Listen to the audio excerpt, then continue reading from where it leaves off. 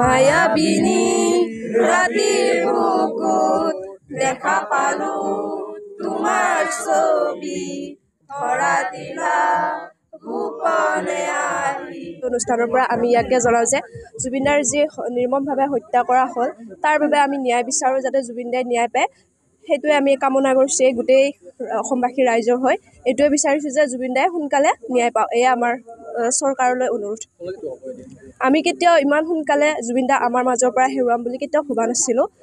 যিহেতু আমাৰ এৰি গুচি গ'ল তেখেতক নি ছিংগাপুৰত লৈ গৈ শ্যামকানু মহন্ত লগতে এই সিদ্ধাৰ্থ শৰ্মাই যি নিৰ্মমভাৱে হত্যাৰ প্লেন কৰা বুলিয়ে ক'ব পাৰোঁ। সেইকাৰণে আমি চৰকাৰক অনুৰোধ জনাওঁ যাতে জুবিনদাই সোনকালেই ন্যায় পায়। এইটোৱে আমি বিচাৰোঁ। আৰু জুবিনদাই যিহেতু আমাৰ নৱপ্ৰজন্মৰ কাৰণে যুৱ প্ৰজন্মৰ কাৰণে বহুত কাম কৰি গৈছে।